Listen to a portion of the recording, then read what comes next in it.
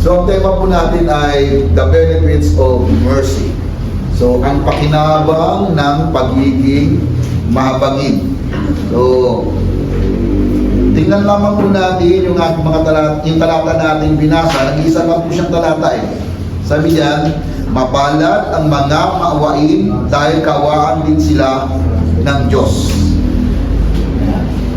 So, yung picture na parang inaabot lamang tayo ng Panginoon at pilit din natin inaabot ang kamay ng Diyos, ito po ay isang kapahayagan na ang Diyos ang unang umabot sa atin.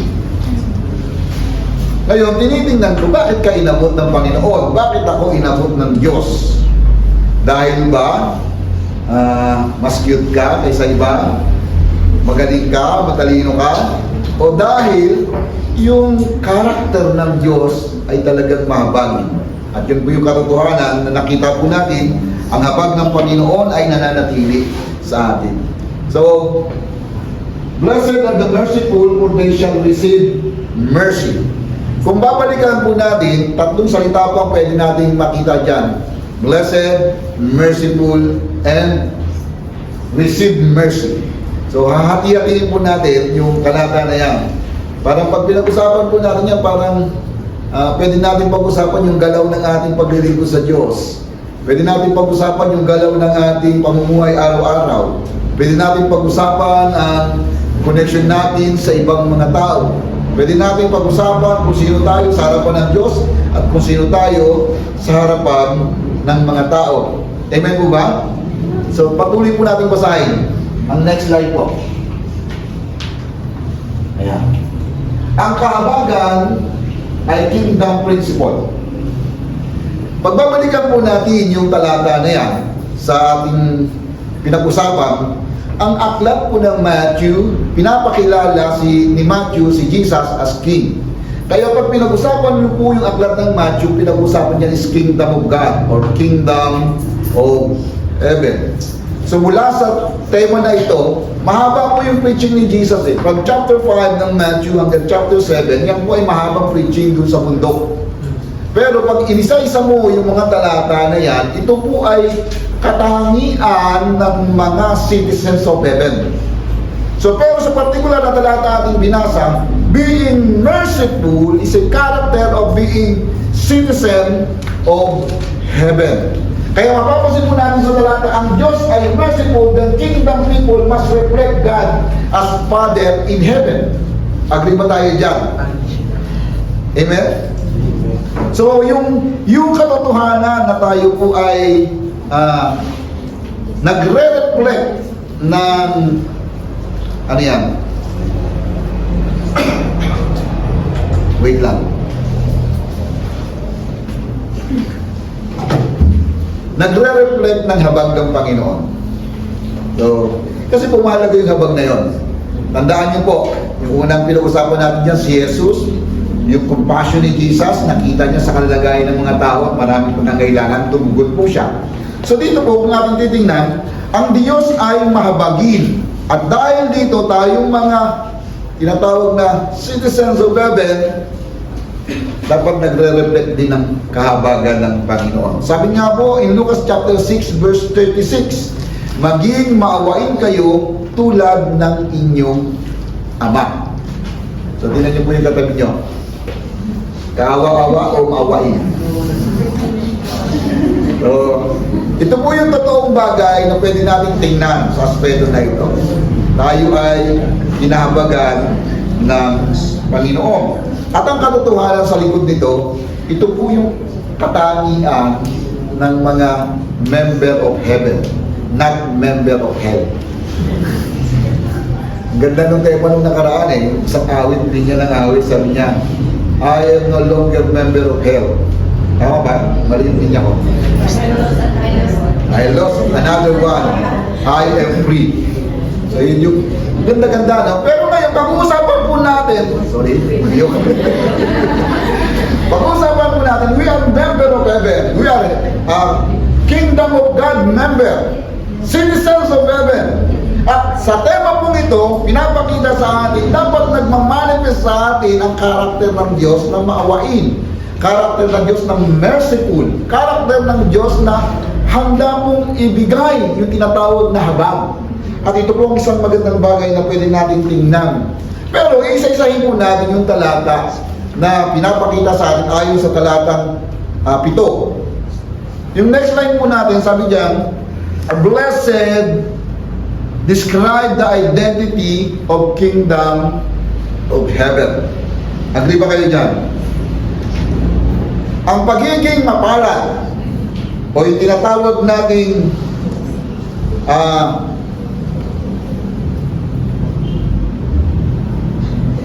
malapad o mapalad? Pagiging mapalad. Ang puntos lamang po niyan sa eksaktong salita in Greek word, ang salita niyan ay makarios, which means happy. So parang pag tinignan mo mapalad, kaya po ibig sabihin niyan, tayo po ay dapat masaya. Yung member of heaven, member of kingdom of God, dapat merong reflection ng kagalakan. Saan manggagaling yung kagalakan? Siyempre, una, dahil related ang buhay natin kay Jesus. Related yung buhay natin sa sistema ng pamamaraan ng Diyos. So yung ganap na yun ay natural na lumilitaw sa atin. So ang ibig sabihin, kung ako po ay anak ng Diyos, kung ako po ay nag-aangking kabilang sa kingdom of heaven, and then natural sa akin ang namumuhay ng may kagalakan. Amen po ba? Hindi ka po pinipili na maging masaya. Normal ang maging masaya sa iyo dahil anak ka ng Diyos. Agree ba kayo dyan? So, kaya po, iniisip-isip ko, kapag ang isang Kristiyano ay nalulungkot o ano yan, kinakain ng kalungkutan, baka may issue sa puso niya. Hindi niya masaya sa kagalakan na siya ay nakay Kristo, na meron siyang assurance, meron siyang katiyakan sa buhay na ito, anumang mangyari, hindi siya pababayaan ng Lord. Pero still, nandoon siya sa karanasan na parang sakbibi ng lungkot ang buhay niya. So, tingnan niyo po yung mukha niyo. Ay, mukha niyo. Tingnan niyo po yung katabi niyo. Ano ba yung lungkot na ang pinapakita niya? Lungkot o saya? So, sabi po rito, Makarios, which means happy. Being member of kingdom of heaven or kingdom of God, it is natural to experience joy in our heart, in our mind, in our soul. It's natural. So kaya nga po, pwede yung mukha natin ay hindi kaagad nagmamanifest ng saya. Pero normal po ang maging masaya. Noong mga 1986 or from 1986 to hanggang 90, meron pong tinatawag na naging uso noon na kapag ikaw daw ay filled ng Holy Spirit, meron panahon na yan na nangyayari yung Holy Laughter. Si Jin po kinakwento sa akin yan kasi sa Manila, nag-aaral siya sa PCU, umaatin sila sa ano yan? COP, Cathedral of Praise. Merong panahon doon na kapag sila ay pinatungan ng kamay ng pastor, lahat ay nagtatawa ng tawa sila ng tawa, pero hindi nila may paliwanag. Ang tawag that time is holy laughter. Pero hindi ko po yun na-experience. Ang kausap ko lang kasi kayo, masaya na ako eh. Hindi ko na kinakailangan ng ganung karanasan para mapatunayan na mayroong banal na espiritu. Pero deep within, hindi kinakailangan humalakha ka para masabi mong masaya ka. Hindi kinakailangan ikaw ay nasa magandang gatherings para masabi mong masaya ka. Ang kagalakan na tinutukoy being happy in the kingdom of God ay karanasan, panloob na karanasan. Kaya matatag ka sa buhay kahit anong pagsubok na pwede natin harapin. Amen po ba? So, sa panahon na yan, yung Holy Laughter, pinag-uusapan, pero hindi ko masyadong niyapusyan. Kasi ang paniniwala ko po, ang galaw ng banal na espiritu ka, hindi ka magiging katawa-tawa. Tama ba? Magiging may dignidad ka kapag ikaw ay inaalalayan, ginagabayan ng banal na espiritu. Nagiging maalam ka, marunong kang gumalaw ng natural na nandoon sa katotohanan ng karanasan natin ang kilos at pangunguna ng banal na Espiritu. Amen?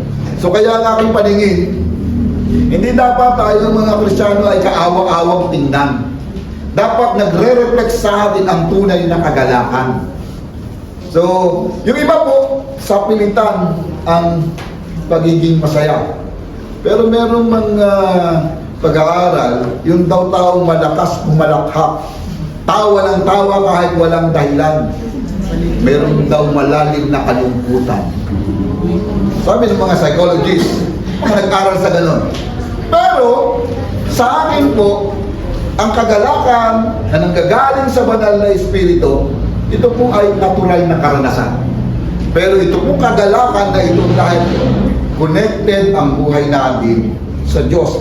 At sa particular na talata na pinag-uusapan natin, yung being blessed, masaya dahil kabilang tayo sa kaharian ng Diyos. Masaya dahil nauunawaan natin ang kalooban ng Diyos. Masaya dahil tayo po ay sinasabing anak ng Diyos. Amen? Sabi mo sa katabi mo, anak ka ng Diyos. Baka maiba ito, no, ha? So ito po yung pinupuntos natin. Blessed describe the identity of kingdom citizen, ang kaharian ng Diyos. So, magandang bagay po na ang katotohanan nito ay maingatan po natin sa ating buhay. Bakit po? Sa totoong buhay, maraming karanasan ng kalungkutan. Madali ka malungkot eh. Pag ikaw ay hindi tinanggap sa trabaho, nalulungkot ka. Pag nawala ka ng trabaho, nalulungkot ka. Pag hindi mo nakita si crush, okay, nalulungkot ka na rin. So maraming paraan o dahilan kung bakit tayo nalulungkot. Pero ang isang magandang bagay, yung kagalakan sa atin hindi affected ng galaw sa paligid. Dahil yung kagalakan na naglalaro sa puso natin, nananatili sa loob kahit ano ang maging sitwasyon na nangyayari sa paligid. May problema ka, may sakit ka, medyo kapos ang pangangailangan, pero hindi ka iniiwan ng kagalakan na to. Kasi anong nasa likod ng isip ko? Nakikita mo ang pag-asa na ang lahat ng ito na paghihirap meron tayo, malalagpasan natin dahil may naghihintay na kaharian ng langit para sa mga anak ng Diyos. Amen? So kagalakan po ang pinapakita rito. So, mapalad ang mahabagin. Ito ay nagdadala ng kaisipan ng malalim na karanasan, yung tinatawag na spiritual joy. Spiritual joy na nangangahulugan, yung kagalakan na yan, nasa kalooban. Meron nga pong nagsasabi, yung happenings, nangyayari kapag meron mga party-party. Pag meron mga special gathering, masaya ka. Pag inalis ka na sa gathering, nagbabalik ka na sa tunay na buhay mo, nalulungkot ka na. So, meron ba kayong ganyang karanasan? Kasama mo yung mga barkada mo, saya-saya ng samahan nyo, pero pag inihiwalay ka na sa kanila, parang malungkot na. Parang ang kagalakan mo, nakadepende doon sa gatherings ng kaibigan mo o ng party na yan. Pero ito po ang katotohanan. Nasa gitna ka man ng party o wala sa party, nag-iisa ka, pwede mo ma-experience yung joy. Hindi dependent doon sa nangyayari sa paligid. Kasi ang karanasan mo kay Jesus, ang bumubukal na natural na galak na umaapaw sa ating puso. Amen? It is a spiritual joy. Well-being that comes from being rightly related to God. So, merong connection ka sa Diyos, tama ang relasyon mo sa Diyos, sabi niya, rightly connection sa Lord. So, kapag tama yung connection natin sa Diyos, kapag tama ang pagkaunawa, pagkakilala natin sa Diyos, hindi ka po magiging insecure na Kristiyano. Kasi ang kagalakan nandiyan sa puso mo dahil si Kristo ang natural na kumikilos at gumagawa sa buhay natin.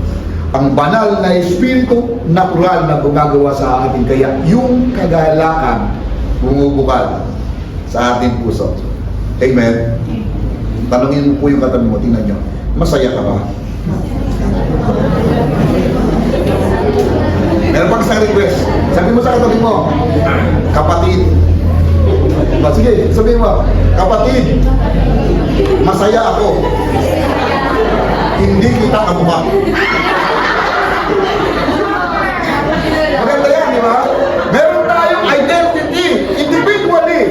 Umaanap tayo sa Diyos, magkakaiba tayo, pero masaya tayo. As individual believer, naroon yung tunay na karanasan. Tama ba?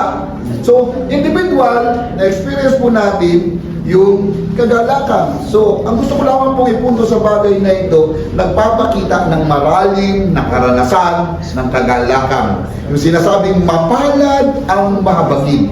The word mapalad, nire-reflect lamang nito ang kagalakan na tayo ay may connection sa Diyos. Yung mga, ano yan, yung iba ay naghahanap ng kagalakan sa kaibigan. Yung iba naghahanap ng kagalakan sa, ano yan, sa kanilang profession. Iba naghahanap ng kagalakan, kailangan maraming pera. Magiging masaya lamang ako kapag nagkaroon ako ng siguradong bilyones sa aking kamay. So yung kagalakan nila nakadepende sa pera. Yung iba naman nakadepende sa kanilang posisyon sa buhay. Kaya sinisikap nila magpagaling. Kasi gusto nilang makamit ang mataas na antas ng posisyon sa mundo. Yung iba naman, gusto nilang sumikat. Kaya lahat ng pakulo sa buhay, ginagawa nila sumayaw, tumugtog, anumang galaw, magpatawa, para sumikat. At yung iba talaga namang nakakamit nila, sumikat.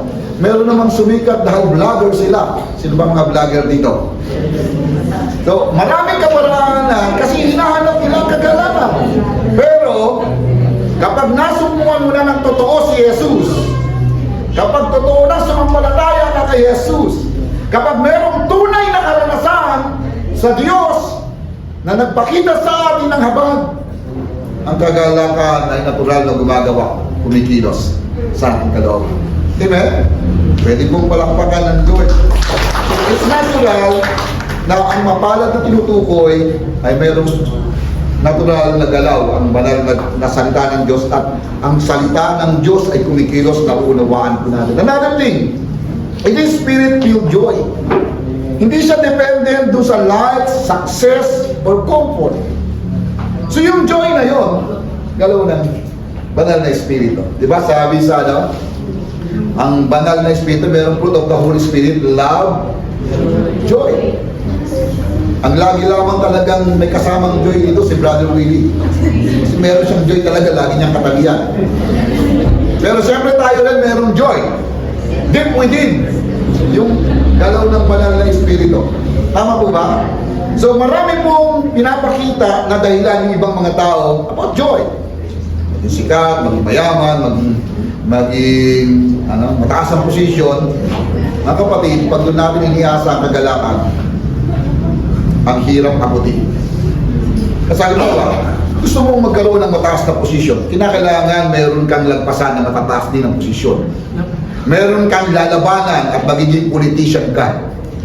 So, lalabanan mo sila, kailangan magaling sila, kailangan maging mas magaling ka. Kung ikaw naman ay talented, gusto mo labanan yung ibang magagaling na talented din. Ang problema po natin, meron mas magagaling kaysa sa atin. Kapag doon mo hinanap yung kagalakan, medyo mahirap abutin. Pero pag ibinukas natin ang ating puso kay Jesus, si Jesus ang tunay na pinagmumulan ng kagalakan. Amen? So ito po, mapalad tayo dahil tayo ay kinahabagan ng Diyos. So ito ay karanasan na naranasan natin yung feeling of the Holy Spirit. So, isa pong masayang katotohanan na pwede nating balik-balikan. Sinasabi nila, mga Kristiyano daw po very subjective sa kanilang karanasan. Tama po ba? Ako masaya mula nang tinanggap ko si Jesus. Sabi ng iba ng mga nagdadoubt, nagdududa, walang ganong karanasan. Hindi ako naniniwala dyan, very subjective lang kayo dyan, mga Kristiyano kayo.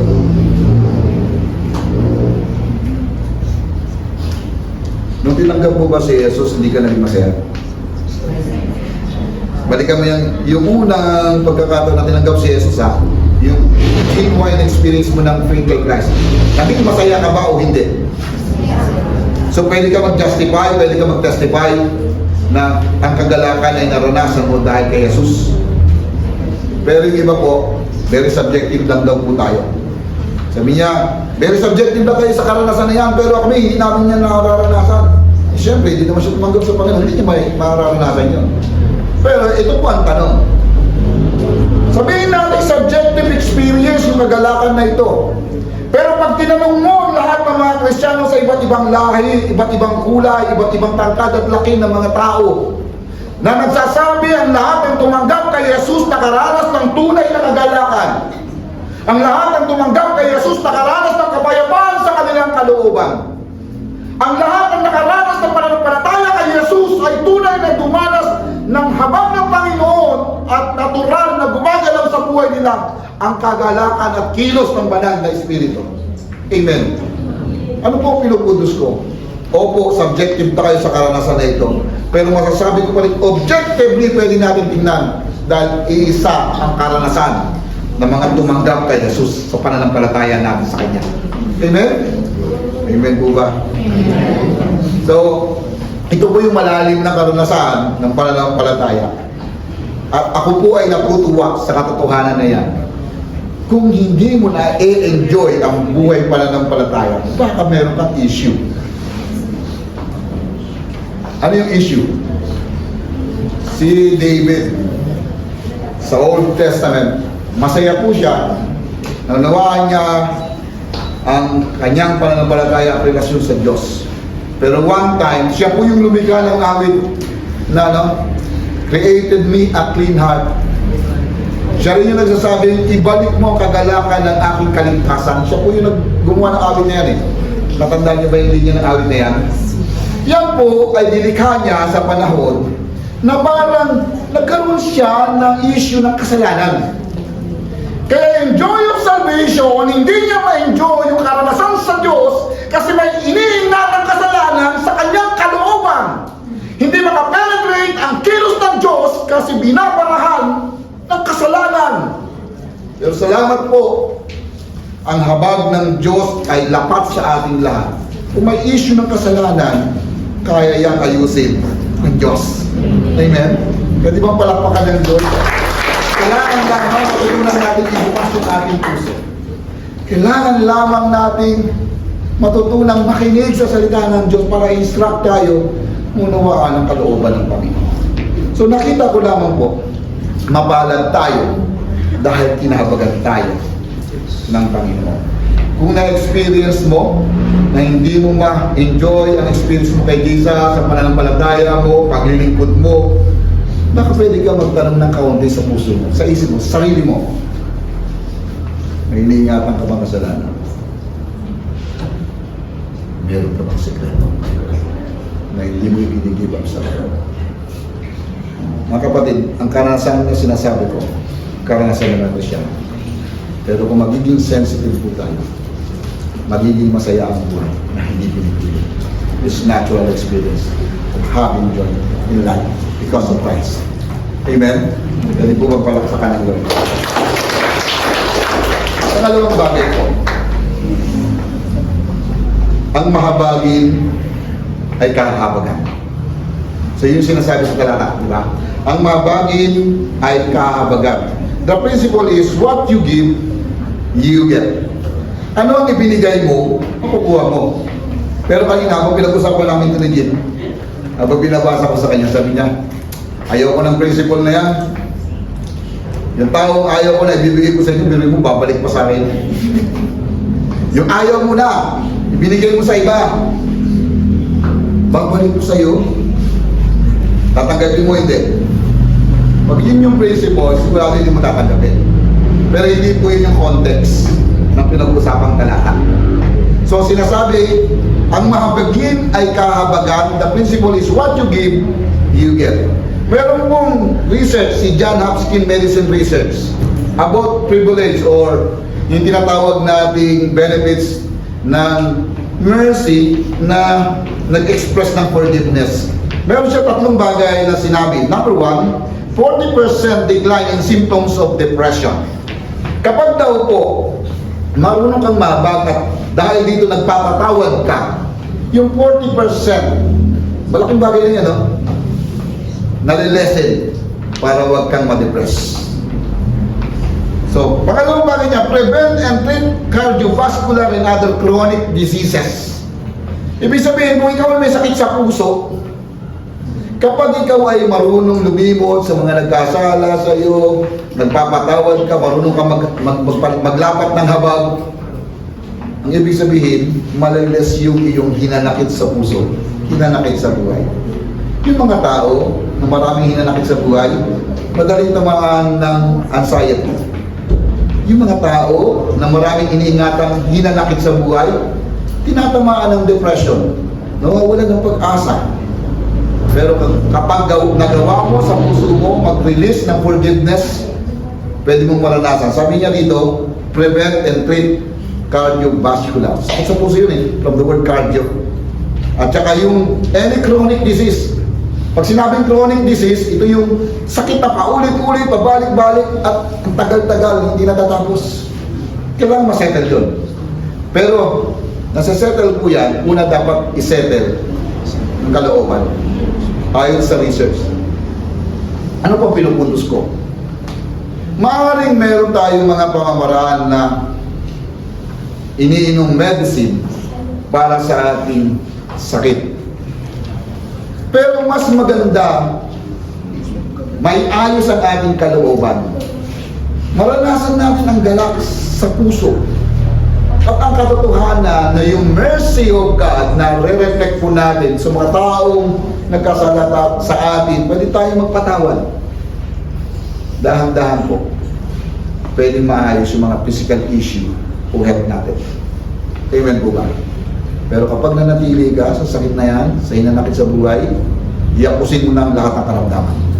Kung ayaw mong lumaya, yakusin mo na ang lahat ng hinanakit. Pero ayaw ng Diyos ng ganyan.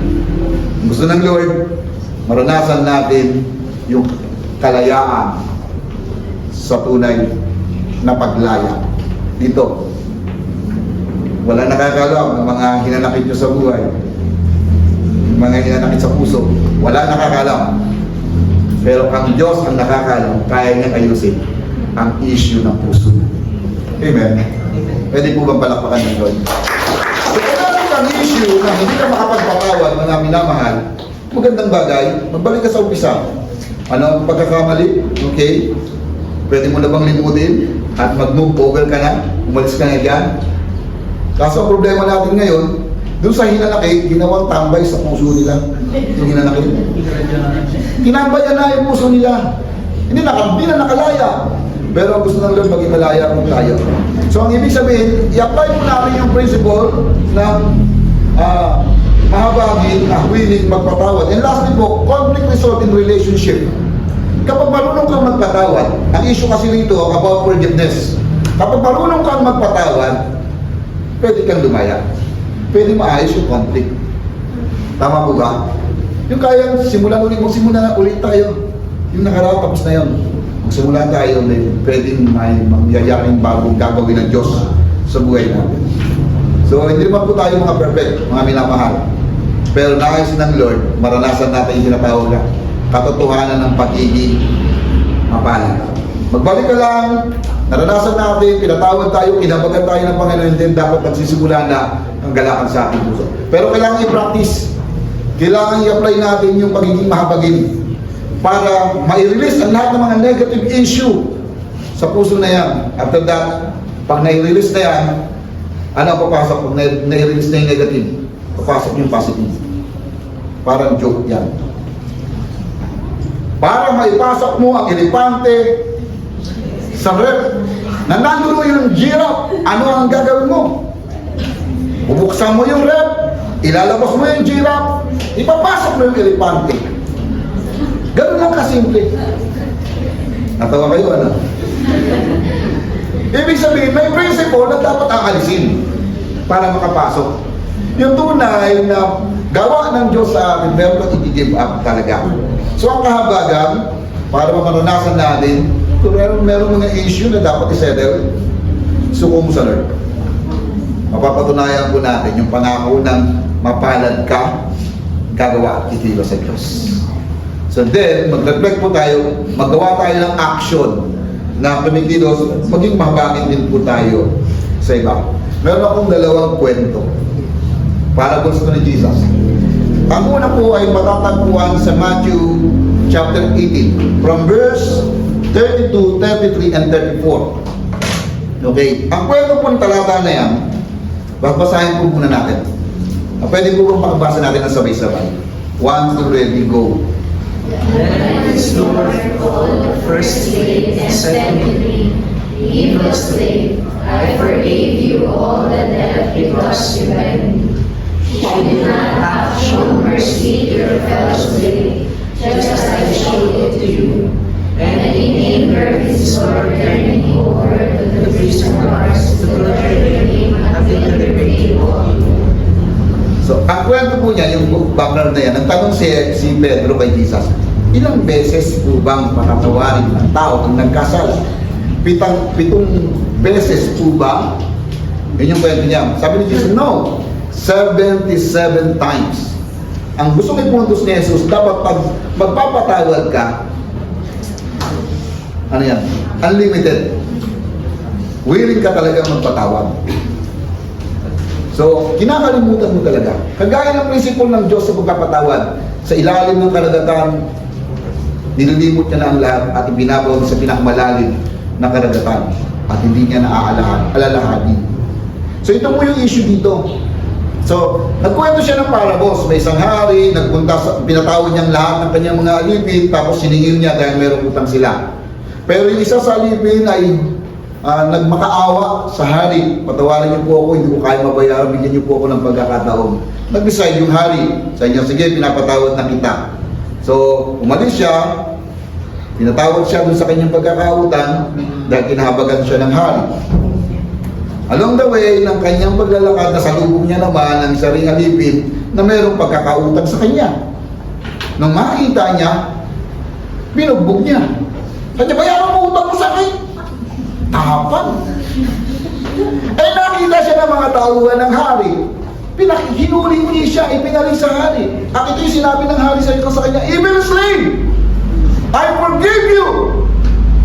Pero hindi mo naalala, kinahabagan kita. At ngayon wala kang kahabagang ipinaparana sa iba. Hindi marunong magpatawad. So anong ginawa? Binalik ng hari yung kanyang utang at babayaran niya. Ano pang ginawa? Pinakulong pa siya. Yung reflection, sabi niya, mapalad ang mahabagin. Yung pagiging mahabagin nagre-reflect ng willing kang magpatawad. Pero hindi niya po ginawa. Anong ibinalik sa kanya? Hindi siya magpatawad, ano ang bumalik? Hindi rin siya pinatawad ng hari. Pinarusahan pa po siya. Mga kapatid, maging maingat po tayo. Totoo, mayroong mga nagkakamali sa atin. Totoo, mayroong mga nakakagawa ng hinanakit sa buhay natin, sa puso natin. Pero huwag mong hayaang tumambay ang hinanakit na yan sa puso mo. Itiwan mo. Nais ng Lord, mabuhay ka ng masaya. Release forgiveness. Kapag naunawaan natin yung tunay na pagpapatawad, maging masaya ang buhay natin. Makikita natin ang galaw ng Diyos sa buhay natin. Amen? Another kwento po. Ito naman yung the Good Samaritan. It's also expressed mercy. So, ang kwento po dyan, in verse 33, sabi niya, But a Samaritan woman was traveling, came to where the injured man was, and when he saw him, he felt compassion for him. So, ang kwento niyan ay, sino ang aking kapwa? Yan, yung background niya. Nagtanong yung isang tao kay Jesus, sino ang aking kapwa? Ano ang dapat kong gawin para makapasok ako sa kaharian ng langit? Sige, ibigin mo ang iyong Diyos, ibigin mo ang iyong kapwa. Ngayon, nagmamang-maangan yung kausap niya. Sabi niya, sino po ang aking kapwa? So, kinuwento ni Jesus about sa Samaritan na mayroong magnanakaw o isang tao na ninakawan ng mga pulisan. Tapos, hinayaan nila nakahangusay yung tao sa daan. Unang dumaan, yung pari. Nakita niya yung kalagayan ng biktima. Umiwas siya ng daan. Ikalawang dumaan, yung Levita.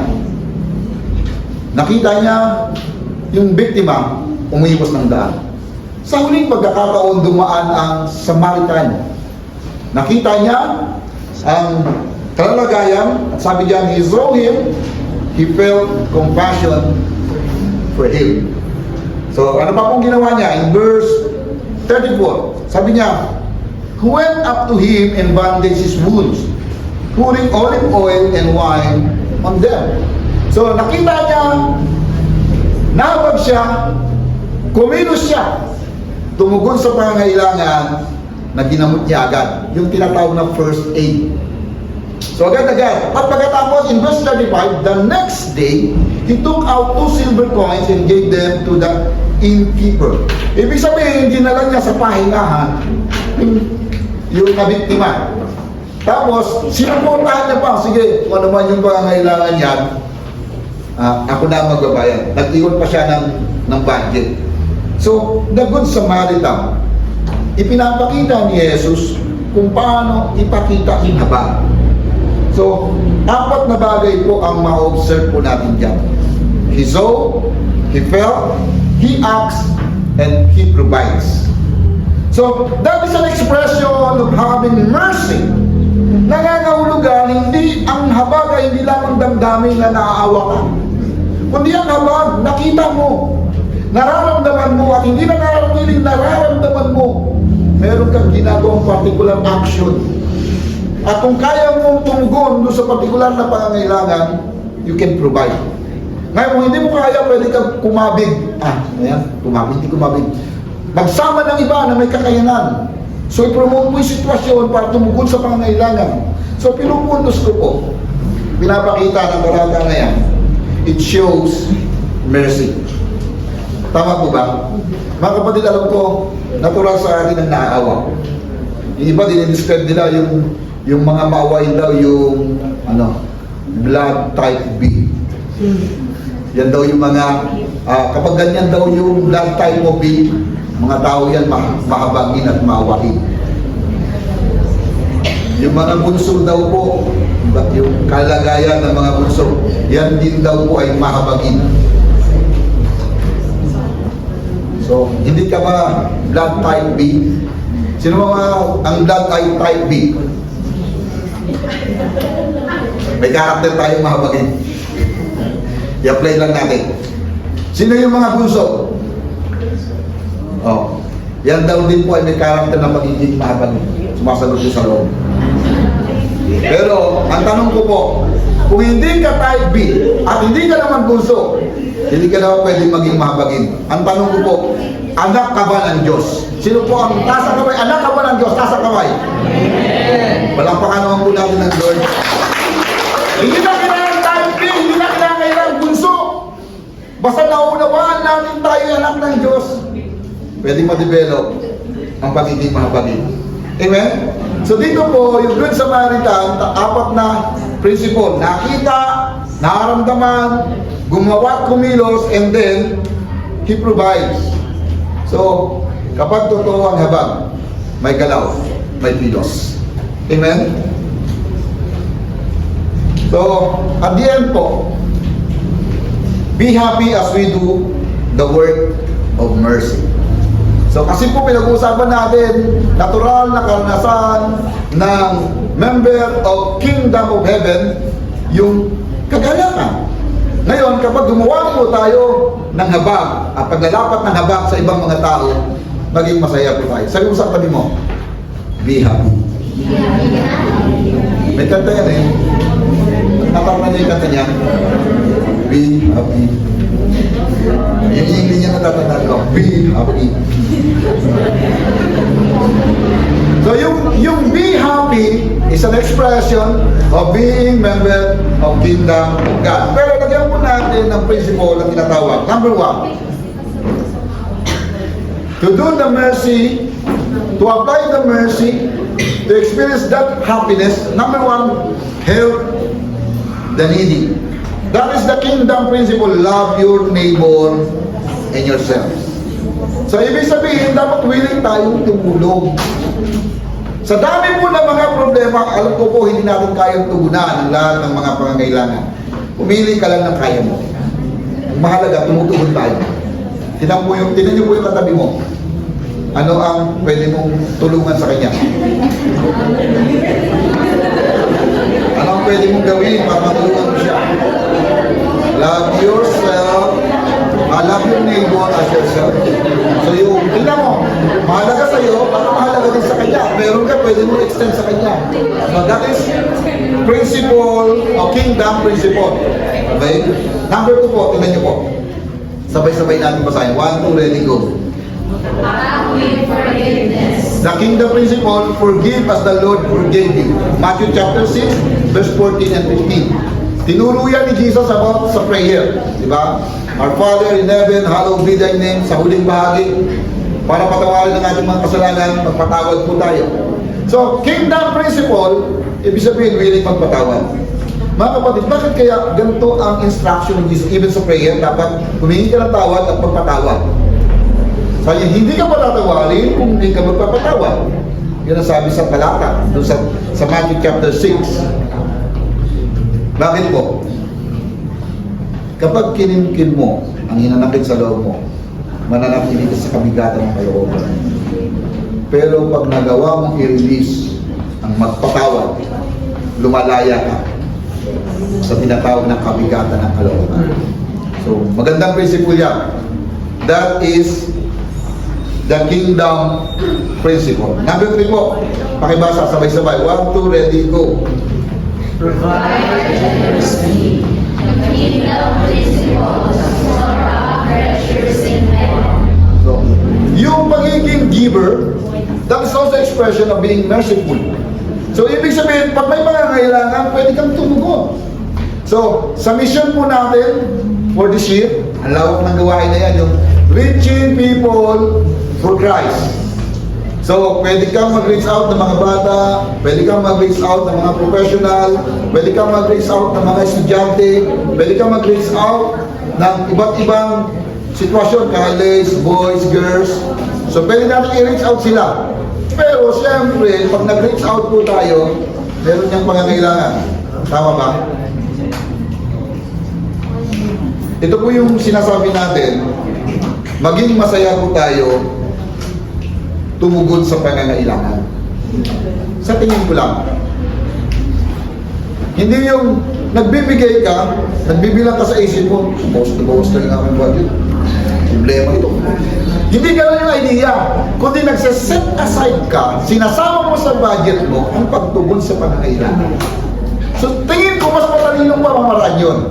At gano'n yung tinatawag na practical application being merciful. Nakalapat sa pangangailangan at sa mga budget mo. So nakalaan po yun. So minsan po, baka sobra-sobra yung budget mo dahil hindi ka nagkakaroon ng masistemang pamamaraan na ubos. Sa tingin ko po, ito po yung natutunan ko nung ako po ay namalagi sa misyon, yung simple lifestyle. Kapag naranasan mo ang simple lifestyle, hindi ka gagastos ng malaki. So maliit mo, minsan, maliit na pangangailangan mo, pero dahil simple lifestyle, sobra. Ngayon, pag may pagkakataon ka makatulong, nakakatulong ka kahit maliit lang yung budget mo. So sa tingin ko po, magandang piliin para makatugon tayo dito sa principle number 3, kingdom principle na tinatawag, maging simple ang lifestyle. Magbawas ng mga budget na hindi naman kinakailangan talaga. Tama ba? So, kung hindi kinakailangan ng coffee namin may yelo, pwede buwasin mo na yun. Para lang makatagos sa pangangailangan. Kung meron kayong mga projects, di ba? Magbuwas ng mga gastos na hindi naman kailangan.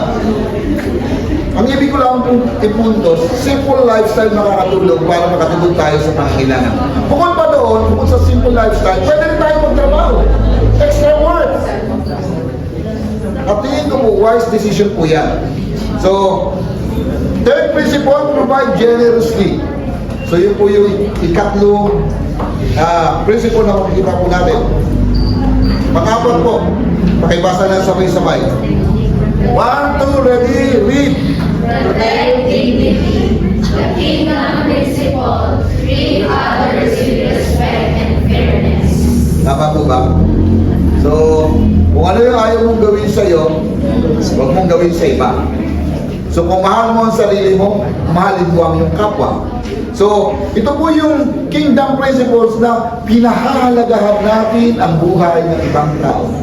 So, hindi ka po nakasentro lamang sa sarili. Kaya willing kang tumugon sa pangangailangan dahil mahalaga ang tao. Tama ba? At tingin ko po, kapag ginawa natin yan, babalik sa atin yan. Yung kanina hindi ko nabanggit yung boomerang. Ano yung boomerang?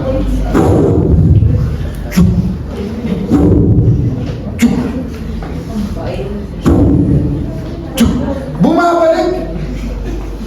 That is the principle na tinatawag natin na mapalad ang mga mabagin sapagkat sila ay kahahabagan.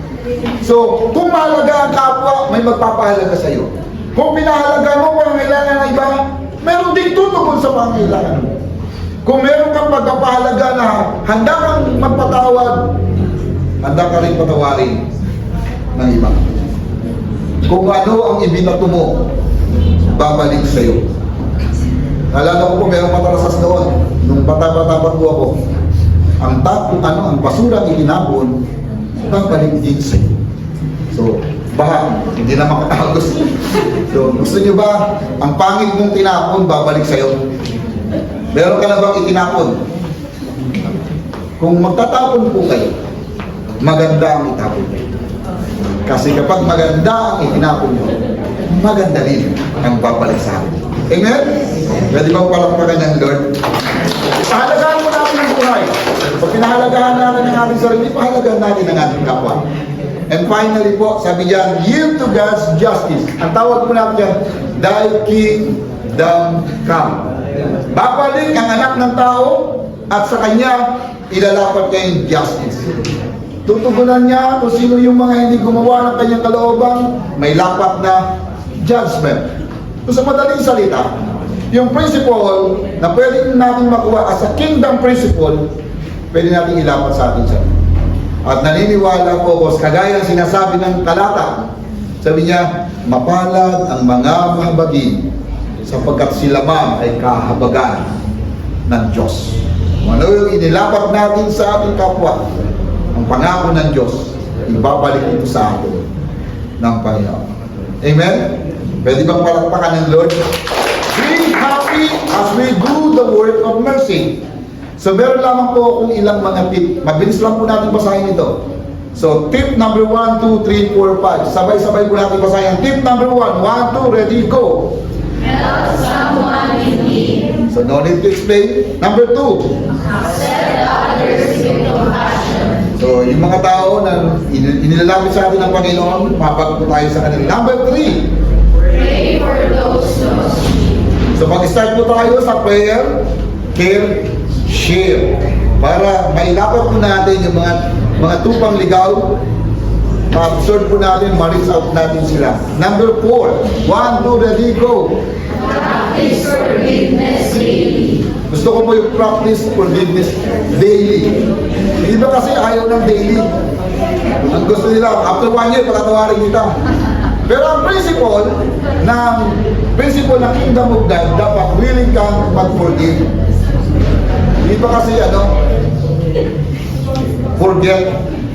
forgive and forget. Pinargive na kita, kaya I'll forget you na. Ginalimutan na rin yung tao. So, sa tingin ko po, yung principle na to, practice forgiveness daily, i-practice po natin. Magandang principle po yan. Tunay na ma-experience natin yung tinatawag ng blessedness. And lastly po, yes, don't revenge. Kaya mo ang Diyos talagang magiganti. Merong tinatawag na divine justice. Tumahimik ka, manalangin ka, kung inapi ka, okay. Tumahimik ka, manalangin ka, kaya mo ang Diyos ang kumilos. Pero magpatuloy ka sa buhay mo. Huwag kang mamuhay sa hinanakit sa mga taong nagpasakit ng iyong damdamin. So yes, don't revenge. So mga minamahal, mapalad ang mga tao na kinahabagan at naahabag. Kasi mararanasan nila ang tunay na kahabagan. Let's pray. At banal kami po ay nagpupuri at nagpapasalamat sa iyo. Salamat sa habag. Ikaw ay Diyos na mabagin, kaya patuloy mo kami tinuturuan na mamuhay sa ganitong karakter na kami ay kabilang sa iyong kaharian. Purihin ka po, Panginoon. Hindi kami mga perfect na mga mananampalataya. Pero salamat, hinahayaan mong lumago kami sa kaunawaan. Hinahayaan mong lumakad kami sa iyong katwiran. Patuloy maranasan namin ang kabiyakan ng aming buhay. Nakadepende sa iyo. At ang tunay na kagalakan, ito po ang galaw mo sa buhay namin. Sa pangalan ni Jesus.